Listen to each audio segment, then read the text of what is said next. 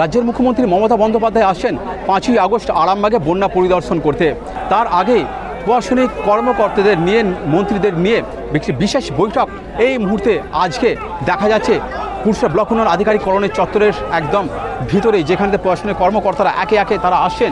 হুগলির পুরসুরা ব্লক উন্নয়ন আধিকারিক কলোনির চত্বরের ভিতরের ছবিটা দেখাচ্ছি, যেখানে এক ঝাঁক মন্ত্রী আমলারা এই মুহূর্তে বৈঠক করছেন। সেই বৈঠকের রূপরেখা কী হবে? পুরসুরা খানাকুল গোঘাট এলাকা প্রধানত বানভাসী বন্যা কবলিত এলাকা, বারে বারে ডুবেছে, নাম ডুবেছে এই আরামবাগ মহকুমা এলাকার। কারণ যে ধরনের পরিকল্পনা, যে ধরনের খাল খননের ব্যবস্থাপনা, অপরিকল্পিত কিছু কাজকর্মের জন্যই বারে বারে বন্যায় ডুবে যায় খানাকুল, গোঘাট ডুবে যায়। এমনটাও কিন্তু প্রশাসনিক অধিকর্তারাও কিন্তু বারে বারে ভর্ৎসনা করেছিলেন। সংশ্লিষ্ট যারা মানে সরকারি সংস্থা যারা করেন তাদেরকেও কিন্তু বারে বারে ভর্ৎসনা করেছিলেন। তবে এবারের রূপরেখা কেমন হবে? এর আগে কিন্তু ঘাটাল মাস্টার প্ল্যান নিয়ে সরব হয়েছিলেন দেব। তবে দেবকে নরম করতে রাজ্যের মুখ্যমন্ত্রী মমতা বন্দ্যোপাধ্যায় ড্যামেজ কন্ট্রোল নেমেছিলেন। আবার দেব সাংসদ। তবে দেবের কথা মতো যে টাকা অ্যালটমেন্ট হয়েছিল সেই টাকাতেই ঘাটাল মাস্টার প্ল্যানের একটা প্রাথমিক রূপরেখা তৈরি হয়েছে। তাতে কিন্তু সন্তুষ্ট নয় ঘাটাল এলাকাবাসী। তবে এই মুহূর্তে খানাকুলটাও কিন্তু আলাদা একটা উদ্বেগ এবং টেনশন বাড়াচ্ছে। যে ছবিটা দেখাচ্ছি, হুগলির পুরসুরা সমষ্টি উন্নয়ন আধিকারিক করণের ভিতরে এই মুহূর্তে এসেছেন মানস ভূঁইয়া এবং পরিবহন মন্ত্রী শ্রীনাথ চক্রবর্তী, মন্ত্রী বেচারা মান্না সহ নবান্ন থেকে চিফ সেক্রেটারি এবং একাধিক মন্ত্রীরা, এবং আছেন বর্তমান এলাকার যারা সমস্ত জনপ্রতিনিধি তারাও আছেন। তবে এই বন্যা পরিস্থিতি আসলে বন্যা নাকি বর্ষার জলে ডুবে গেছে জলমগ্ন এলাকা, সেটাও কিন্তু খতিয়ে দেখা হবে।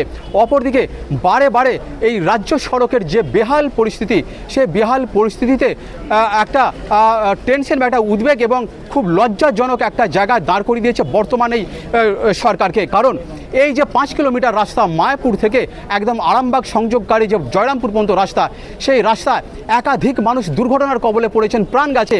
অনেকে মনে করছেন স্বাধীনতা আন্দোলন করতে গিয়ে হয়তো এত প্রাণ, এত দুর্ঘটনার শিকার হতে হয়নি, হয়তো স্বাধীনতার মতোই হয়তো একটা বিষয় হয়ে দাঁড়িয়েছে রাস্তার জন্য।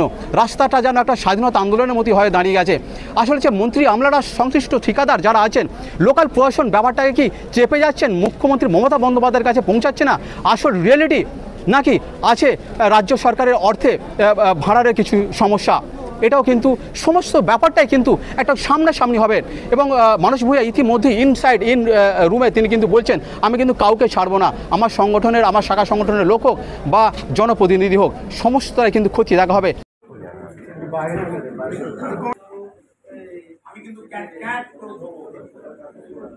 কেউ রক্ষা পাবে আমার ইউনিয়ন করলো কি ফেডারেশন করলো,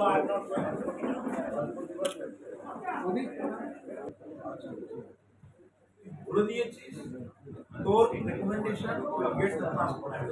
এই মুহূর্তে আপনারা দেখছেন নেশন টাইমসে একবারে ছবি, যেখানে মন্ত্রীরা তারা ঢুকছেন, কর্মী সমর্থকেরাও তারা কিন্তু আছেন, তারাও কিন্তু অপেক্ষা করতে পারছি। বাইরের ছবিটা দেখাবো, প্রশাসনের কর্মকর্তারা কিন্তু বারে বারে আসছেন, এই এলাকায় ভিজিট করছেন এবং মন্ত্রীরা তারাও কিন্তু ঢুকছেন। পুলিশ প্রশাসনের কড়া নিরাপত্তা আছে। আরামবাগ মহকুমা এলাকার প্রশাসনিক কর্মকর্তারা তারা কিন্তু মানে রোষানলে পড়তে পারেন, রাজ্যের মুখ্যমন্ত্রীর নজরে পড়তে পারেন, এবং সেই ক্ষেত্রে কিন্তু রিপোর্ট গেছে নবান্নে, এবং বেশ কিছু আধিকারিকের নামও কিন্তু অভিযোগও গেছে ঠিক এই গ্রাউন্ড লেভেল থেকে।